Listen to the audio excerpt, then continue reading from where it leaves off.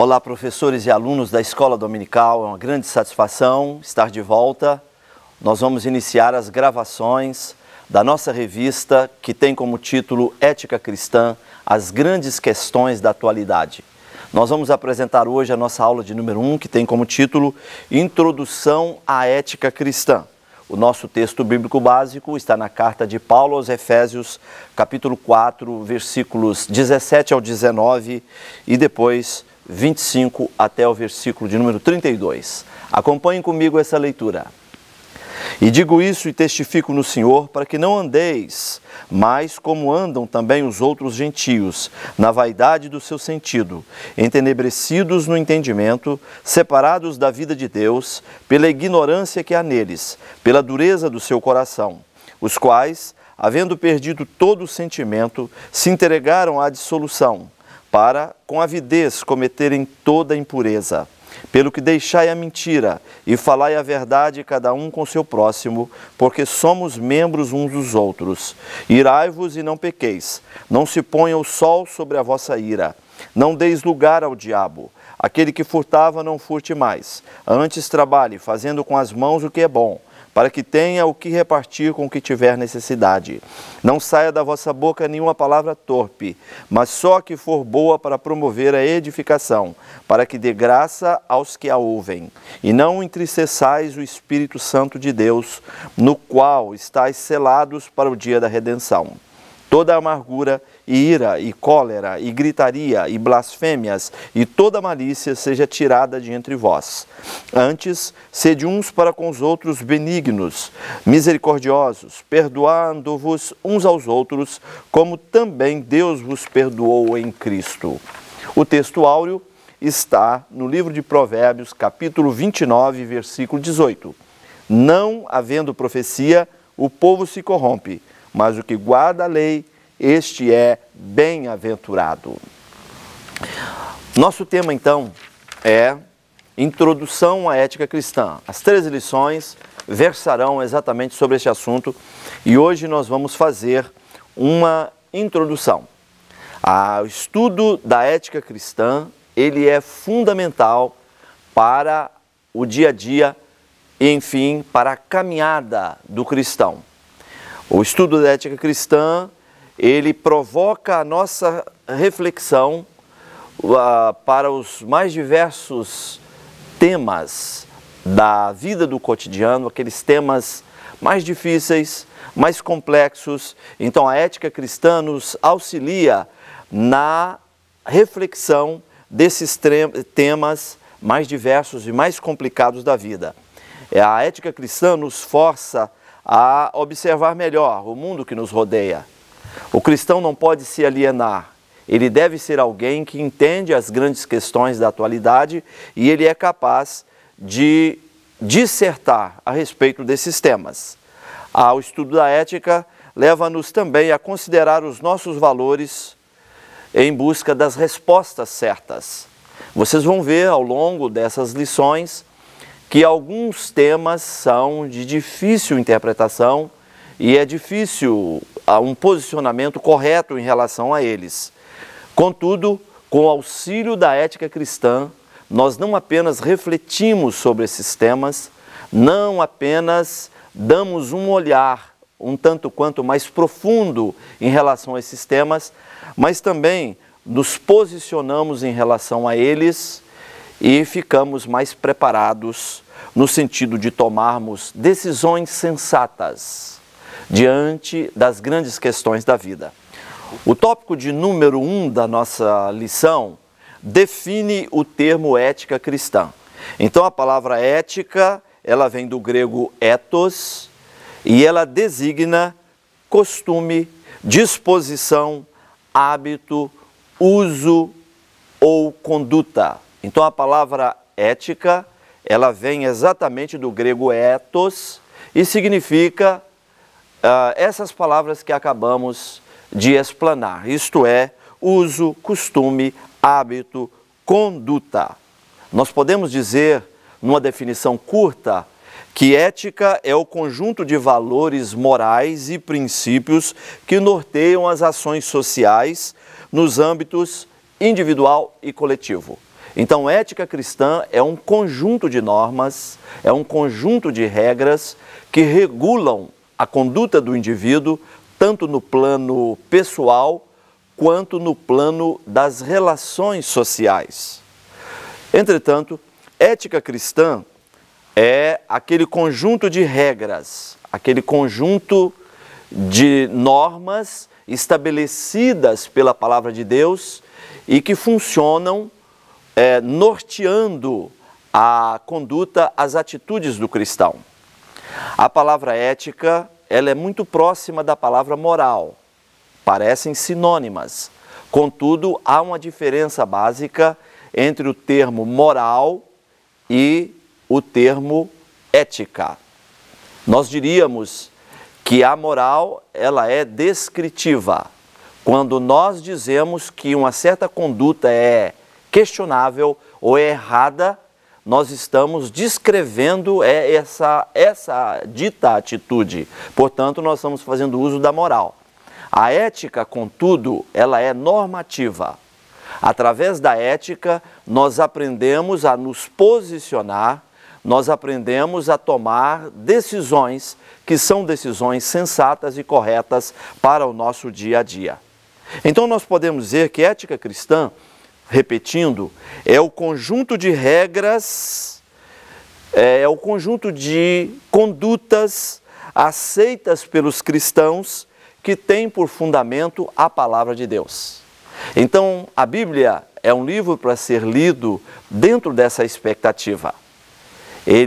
Ela contém narrativas, contém histórias, contém ensinamentos, e esses ensinamentos, eles nos servem como referências para as tomadas de decisões do nosso cotidiano. Através da Bíblia e dos seus ensinamentos, nós nos posicionamos dentro dos diferentes segmentos da vida social e, obviamente, dentro dos grandes temas que nos rodeiam em nosso dia a dia. Nós temos a ética do Antigo Testamento, que foi entregue a Moisés no Monte Sinai. Ela foi elaborada dentro de códigos. Então, o Senhor inspirou a Moisés no sentido que ele escrevesse os 10 mandamentos e, a partir da escrita dos 10 mandamentos, o povo de Israel, que estava já no deserto, eles receberam as tábuas da lei, no sentido de que elas servissem a eles como uma espécie de vara de medir. Eles deveriam ler os 10 mandamentos e, ao mesmo tempo, fazer deles algo ligado à sua vida prática, à sua conduta diária. Então, a ética do Antigo Testamento baseia-se fundamentalmente nos preceitos da lei que Moisés recebeu dos lábios do Senhor. Nós temos também os profetas maiores e menores do Antigo Testamento que profetizaram num certo contexto histórico, num certo contexto onde coisas específicas ocorriam. Obviamente, eles fizeram uso da ética de Moisés recebida no livro do Êxodo, através das tábuas da lei, mas eles aplicaram a lei de Moisés ao seu contexto, ao seu dia a dia. Portanto, na ética do Antigo Testamento, nós temos o trabalho de Moisés como legislador de Israel, como aquele a quem Deus usou, no sentido de que ele legasse à nação de Israel um código de conduta, um código de leis. Porque outrora eles eram escravos no Egito, mas atravessando o Mar Vermelho e ganhando o deserto, agora eles eram uma nação, ainda em estágio embrionário, e eles precisavam de uma lei que os orientasse e que os conduzisse. Na ética do Antigo Testamento, então, é isso que nós temos. Ordenanças dadas por Deus ao povo de Israel. Nessa lei ficava muito claro que eles deveriam estar atentos a respeito da conduta do dia a dia. Ficou muito claro para o povo de Israel que determinadas condutas eram nitidamente erradas E logicamente que as condutas erradas, elas traziam as suas consequências ao povo.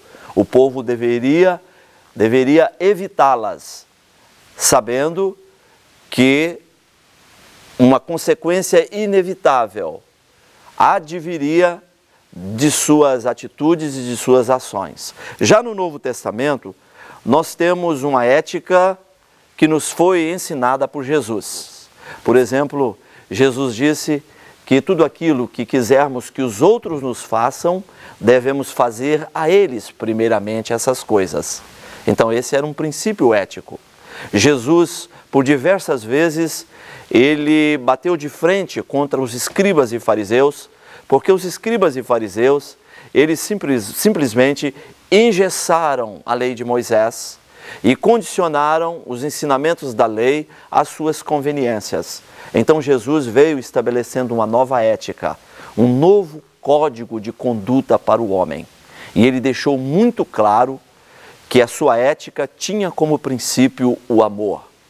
O amor seria a grande questão que regularia as nossas escolhas e as nossas decisões frente aos grandes temas da vida.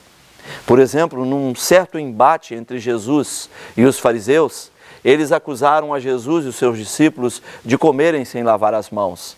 E Jesus vira-se para eles e diz: por que vocês violam a palavra de Deus pela vossa tradição?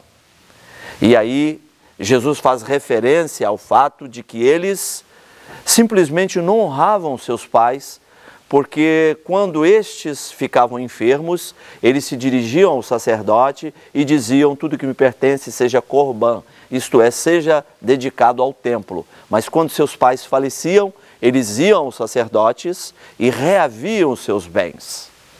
E Jesus então mostra para eles o grande ensinamento a respeito da honra devida aos nossos pais. Honra que trazia consigo uma promessa de longevidade. Então Jesus confrontou os fariseus, porque eles simplesmente viviam um princípio ético baseado na hipocrisia e na falsidade. Mas Jesus veio até eles ensinando princípios vitais para uma vida que realmente agradaria a Deus. O tópico de número 2 da nossa lição tem como título A Vida Sem Regras. Nós estamos vivendo numa sociedade exatamente assim. Esse tipo de conduta é chamado antinomismo, anti-contrário, contra, nomismo, lei. Uma postura antinomista é uma postura que simplesmente despreza qualquer espécie de regra, qualquer espécie de lei. Nós estamos vivendo uma sociedade assim. Há uma grande parte de pessoas que vivem uma vida baseada na insubordinação às leis. Eles são movidos por uma liberdade que, de repente, fere a liberdade das outras pessoas e os coloca na contramão da obediência às leis de trânsito, algumas vezes, outras vezes em relação ao pagamento de impostos, enfim, são insubordinações relacionadas aos deveres que cada um temos na convivência social. O antinomismo, portanto, é uma postura subjetiva, porque o indivíduo ele procura fazer aquilo que ele acha ser certo, contudo, nós somos controlados por leis objetivas. Por exemplo, a nossa Constituição Federal, nosso Código Penal, são leis objetivas que devem estar sobre todos os cidadãos da nossa nação. Mas o antinomismo é também individualista, porque não se preocupa com o próximo, apenas consigo próprio. Ele é relativista, porque torna leis que são leis absolutas, que devem reger as nossas vidas, e eles simplesmente relativizam essas leis. Ao mesmo tempo, ele é irracionalista, porque se baseia na impulsividade e nas emoções. Contudo, nós devemos entender as leis que regem as nossas vidas, que regulam os relacionamentos sociais, e nós devemos nos submeter a essas leis. Portanto, a palavra de Deus é muito clara no sentido de que nós não devemos ser apenas ouvintes da lei, mas devemos ser praticantes dela. Romanos capítulo 2, versículo 13, diz exatamente isso, porque os ouvidores da lei não são justos diante de Deus, mas os que praticam a lei serão justificados. Então nós temos um compromisso diante de Deus, de segui-lo fielmente, de seguir a sua palavra, e a palavra de Deus, ela vai nos reportar sempre a prática das leis humanas que regulam o nosso relacionamento social. O tópico de número 3 da nossa aula fala sobre a difícil responsabilidade de decidir. Então Deus nos fez seres com livre-arbítrio. Quando nós pensamos nisso, nós simplesmente focalizamos alguém que tem a responsabilidade de livremente tomar decisões. Mesmo quando nos omitimos, não tomando as decisões que precisam ser tomadas por nós, ainda assim nós estamos decidindo. Contudo, esta não é a vontade de Deus para nós. Nós devemos inclinar o nosso coração e usar a nossa liberdade para tomar decisões, para fazer escolhas que estejam de acordo com a vontade de Deus e que sejam apoiadas pela palavra de Deus. O Senhor espera isso de cada um de nós, que façamos escolhas livres, em consonância com a sua vontade e de acordo com as Escrituras Sagradas. Há aquela ética chamada ética situacional. Na ética situacional, às vezes nós somos obrigados a tomar certas decisões difíceis. Por exemplo, Abraão estava no Egito e ele foi forçado a dizer que Sara não era exatamente sua esposa, mas sua irmã. Ele fez uso do que é chamado na filosofia e na teologia de ética situacional. Ele estava diante de uma grande decisão a ser tomada. E essa decisão tinha dois extremos. Se ele falasse a verdade, simplesmente morreria, perderia a sua vida. Mas se ele dissesse que Sara era sua irmã, a sua vida seria preservada. Então ele fez a escolha pelo valor maior. O valor maior ali era a sua própria vida. Isso pode ser chamado também de hierarquismo. Às vezes, nós precisamos escolher entre um bem menor e um bem maior, ou então entre um mal menor e um mal maior. Abraão estava ali diante dessa decisão a ser tomada. E o mal menor era dizer que Sara era sua irmã. E o bem maior era exatamente dizer que Sara era sua irmã, porque de outra forma ele perderia a sua vida. Nós temos outros casos na própria Bíblia Sagrada, por exemplo, Raabe escondendo os espias. Esconder aqueles espias era um ato errado.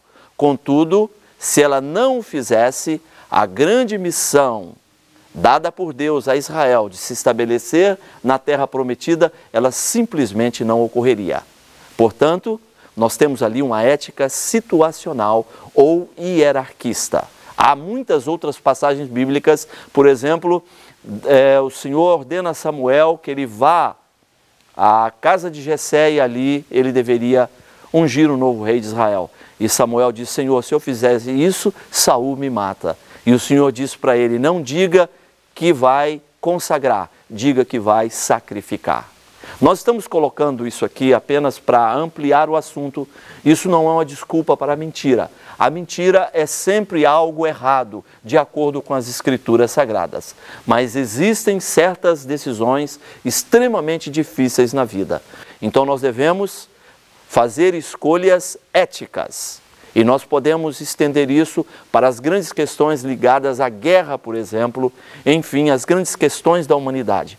Então nós temos aqui a chamada ética situacionista ou ética hierárquica. E usando esses compartimentos de raciocínios, essas formas de raciocínios, isso nos ajuda a nos posicionar diante de situações complexas da vida e também nos auxilia numa tomada de decisão que seja fundamentada no bom senso, no equilíbrio e na verdade. Estamos chegando ao final da nossa aula. Esperamos que de alguma forma você tenha sido abençoado com essa ministração. Até o nosso próximo encontro.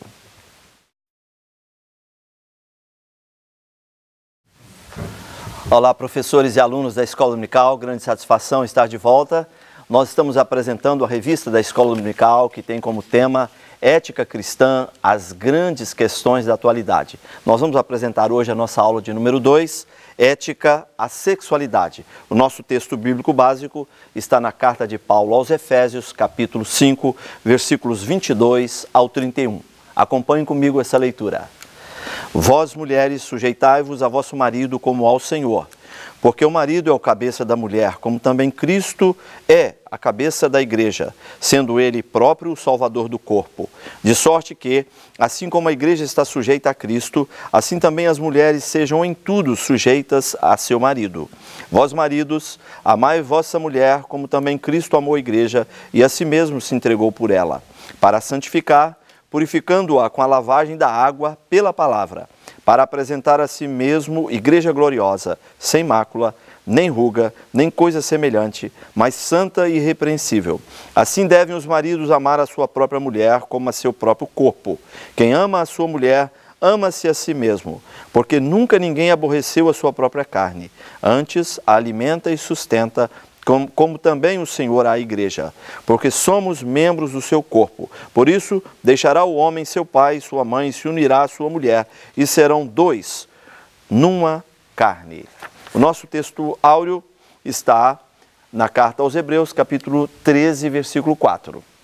Venerado seja entre todos o matrimônio e o leito sem mácula, porém aos que se dão à prostituição e aos adúlteros, Deus os julgará. Nós vamos hoje abordar o tema da sexualidade. Essa questão, ela é extremamente difícil, complicada. Algumas pessoas, talvez pela timidez ou talvez por não se sentirem à altura em termos do preparo, eles simplesmente deixam esse tema de lado. Contudo, ele é de suma importância. Nós temos hoje em dia, na nossa sociedade, uma certa banalização do tema. Nós vemos, por exemplo, cenas de sexo nas telenovelas e nas mídias de uma maneira geral. Contudo, as Escrituras, elas nos fornecem referências muito seguras dentro desse tema e os líderes evangélicos não devem abrir mão de falar sobre esse assunto, porque ignorá-los ou colocá-los como algo de segunda importância, simplesmente cria grandes problemas, cria um clima de desinformação, queda da qualidade da vida conjugal e muitas vezes fragmentação da família. Portanto, esse é um tema que devemos focalizar, utilizando como base a ética do Antigo Testamento e do Novo Testamento, isto é, a ética das Escrituras Sagradas. O tópico de número 1 da nossa aula fala sobre o propósito do sexo. Então, é muito claro aquilo que as Escrituras Sagradas falam a respeito da finalidade da sexualidade. Então, nós podemos dizer, com base na ciência, que o impulso sexual é o maior impulso do ser humano. No reino animal, o maior impulso que existe é o impulso sexual. E na raça humana, da mesma forma, o impulso sexual se configura no maior impulso, e nós podemos dizer que o impulso sexual do homem é o maior impulso existente na raça humana e entre os animais. E ele foi criado por Deus, e criado com uma finalidade. O sexo foi criado para estreitar a união entre duas pessoas, criar um clima de cumplicidade. A sexualidade foi projetada por Deus no homem no sentido de promover o afeto, o envolvimento, o comprometimento entre duas pessoas e também com a finalidade da procriação. Nós colocamos aqui a finalidade da procriação porque ela é muito clara nas Escrituras Sagradas. Não é possível que o homem procrie a não ser por intermédio do ato sexual. Contudo, nós não podemos limitar aos propósitos do sexo à procriação.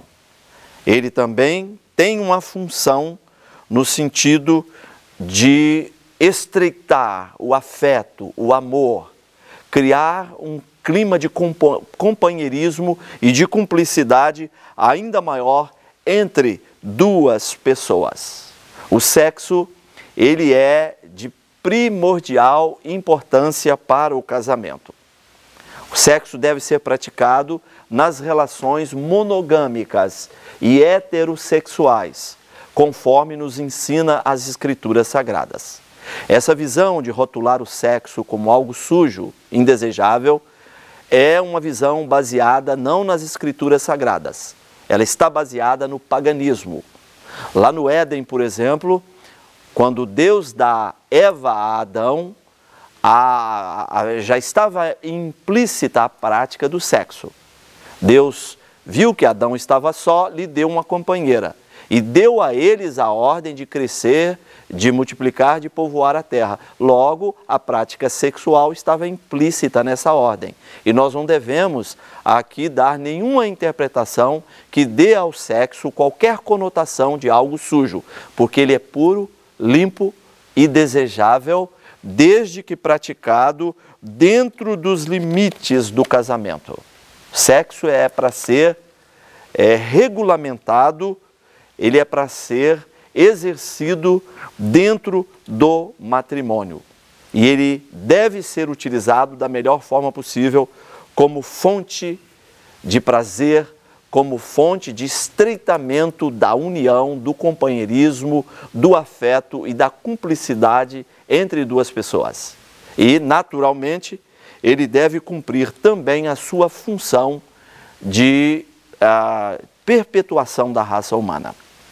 O sexo fora do casamento é algo, sim, indesejável, sujo e traz consequências duríssimas sobre aqueles que o praticam. A Bíblia, ela estabelece a nossa vida numa relação de causa e efeito. Tudo aquilo que nós fazemos, colhemos os frutos relacionados à decisão tomada. Paulo disse, não vos enganeis.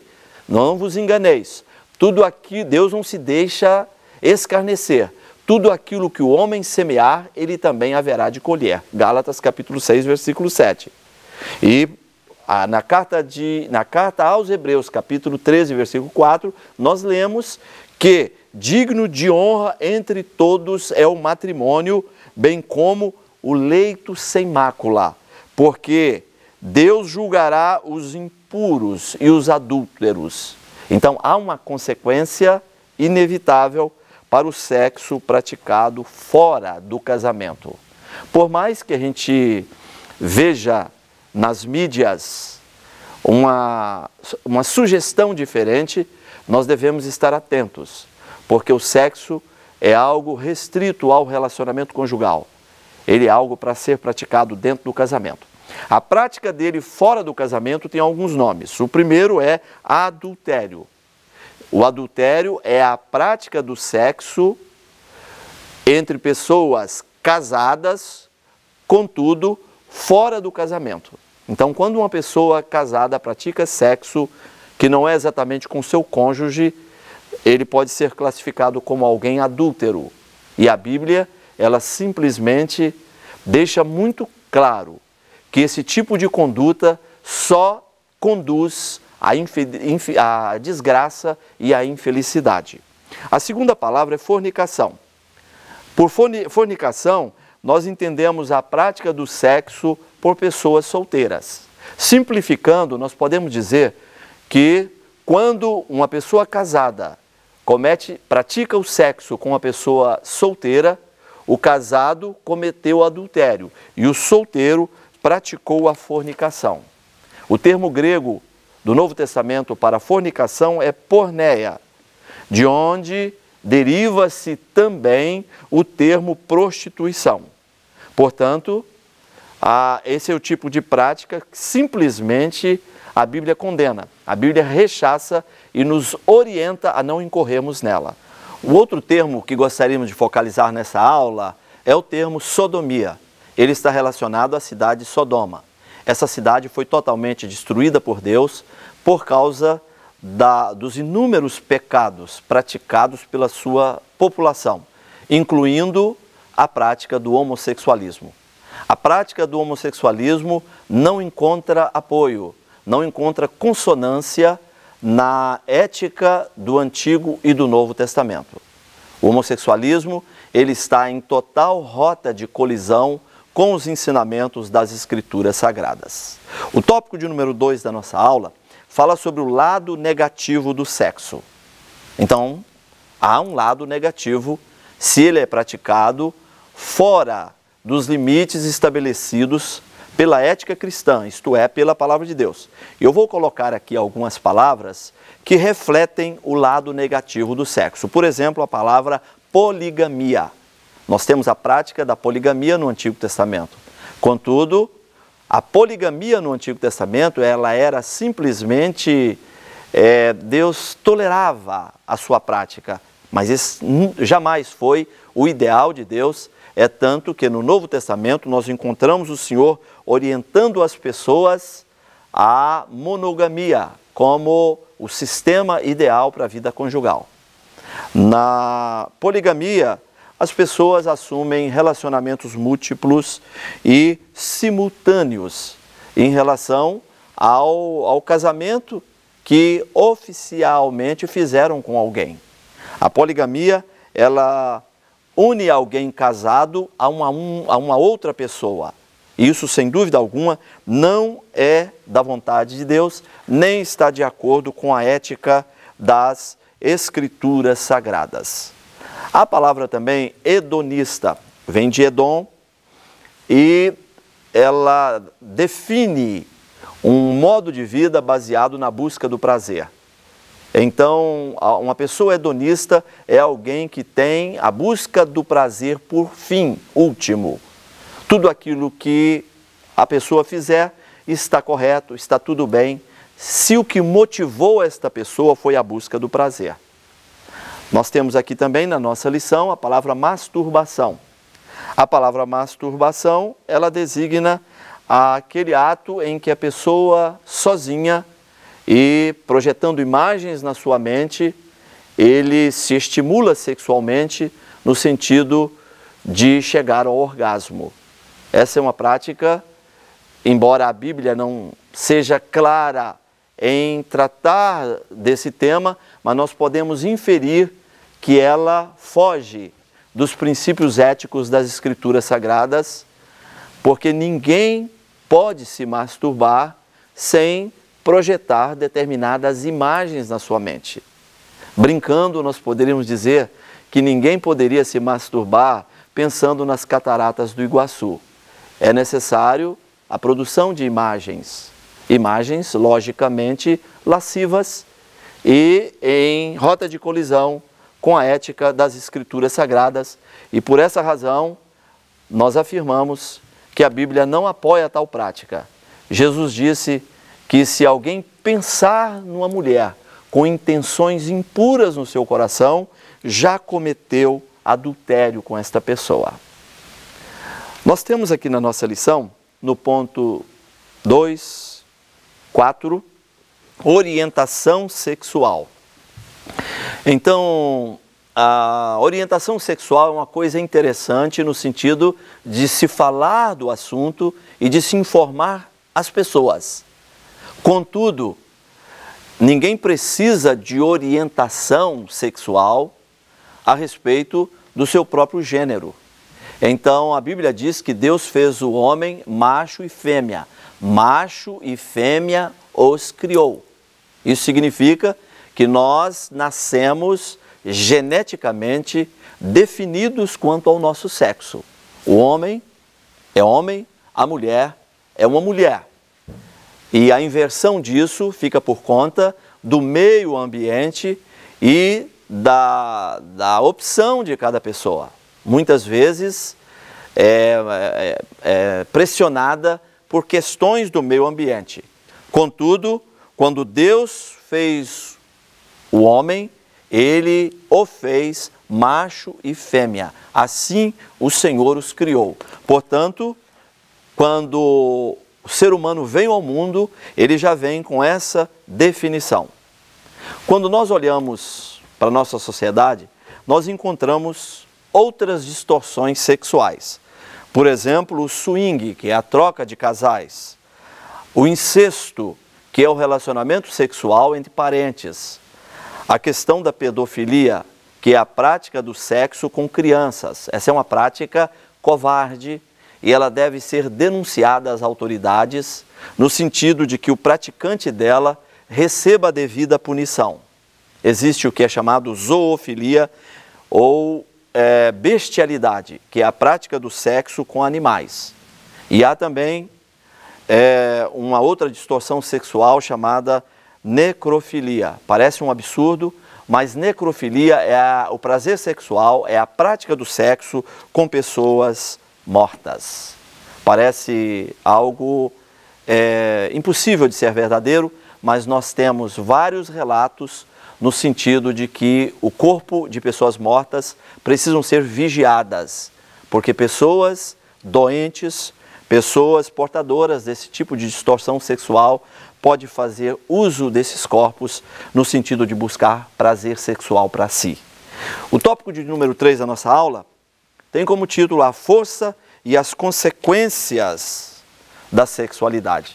Então nós estamos falando aqui que o impulso sexual, ele é fortíssimo no ser humano. Nós diríamos que ele exerce sobre o ser humano uma influência imperiosa. Deus colocou esse impulso no homem com um propósito muito bem definido, nós já falamos a respeito deles, mas certamente sem essa força vital, principalmente nos dias atuais, dificilmente as pessoas se disporiam ao casamento. Contudo, a prática do sexo, como nós já dissemos aqui, de acordo com a ética cristã, ela deve ser praticada dentro dos limites do matrimônio. Paulo disse isso. Olha, quanto aos solteiros e às viúvas, seria bom que vocês continuassem como eu sou. Ele era uma pessoa celibatária. Contudo, ele diz que é para ser solteiro apenas aqueles que possuem o dom, porque é melhor casar do que viver abrasado. Então, ele dá orientações no sentido de como deve ser tratada a questão do sexo em cada um dos seguidores de Jesus. Portanto, o sexo, ele é visto como um impulso vital, mas ele deve ser praticado de acordo com a ética das Escrituras Sagradas, de acordo com a ética cristã. E por isso, cada pessoa, cada crente deve exercitar o domínio próprio. O domínio próprio é visto como um dos frutos do Espírito. Gálatas capítulo 5, versículo 22. E ele deve ser exercido no todo da nossa vida, mas ao mesmo tempo ele deve nos capacitar a uma vida disciplinada em relação ao nosso impulso sexual. Nós estamos a todo instante sendo testados, principalmente pessoas jovens, onde o impulso sexual ele é muito mais preponderante. Contudo, mesmo na juventude, o ser humano pode viver de acordo com a ética das Escrituras Sagradas e exercer sobre si o domínio próprio. Por que fazer isso? Porque nós estamos sendo testados na nossa fé o tempo inteiro. Nós seremos provados, aprovados ou reprovados. No exercício do domínio próprio, nós simplesmente obteremos vitória em relação a esse impulso tão imperioso do ser humano. E a nossa identificação com Cristo também nos impõe a obrigação de submeter todos os segmentos da nossa vida à obediência de Cristo. Nós queremos nos identificar com Ele. Logo, o exercício da nossa sexualidade tem que estar de acordo com a ética estabelecida pelas Escrituras Sagradas. Estamos chegando ao final dessa aula. Queremos contar sempre com a sua audiência e oração e esperamos que você tenha sido abençoado dentro deste tema, dentro deste assunto. Que Deus te abençoe. Até o nosso próximo encontro.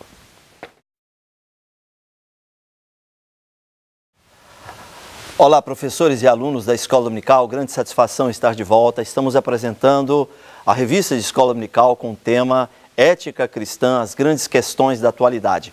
Hoje nós vamos apresentar a nossa lição de número 3, Namoro, Casamento e Divórcio. O texto bíblico básico está na primeira carta de Paulo aos Coríntios, capítulo 7, versículos 7 ao 15. Acompanhem comigo essa leitura. Porque quereria que todos os homens fossem como eu mesmo, mas cada um tem de Deus o seu próprio dom, um de uma maneira e outro de outra. Digo, porém, aos solteiros e às viúvas que lhes é bom se ficarem como eu, mas se não podem conter-se, casem-se, porque é melhor casar do que abrasar-se. Todavia, aos casados, mando não eu, mas o Senhor, que a mulher se não aparte do marido. Se, porém, se apartar, que fique sem casar, ou que se reconcilie com o marido, e que o marido não deixe a mulher. Mas aos outros digo eu, não o Senhor, se algum irmão tem mulher descrente, e ela consente em habitar com ele, não a deixe. E se alguma mulher tem marido descrente, e ele consente em habitar com ela, não o deixe. Porque o marido descrente é santificado pela mulher, e a mulher descrente é santificada pelo marido. De outra sorte, os vossos filhos serão imundos, mas agora são santos. Mas, se o descrente se apartar, aparte-se, porque neste caso o irmão ou irmã não está sujeito à servidão, mas Deus chamou-nos para a paz. Nosso texto áureo está no livro de Gênesis, capítulo 2, versículo 24. Portanto, deixará o varão a seu pai e a sua mãe, e apegar-se-á à sua mulher, e serão ambos uma carne. Portanto, o tema dessa lição é namoro, casamento e divórcio. É incrível que no mundo do século XXI esses assuntos continuem tão atuais.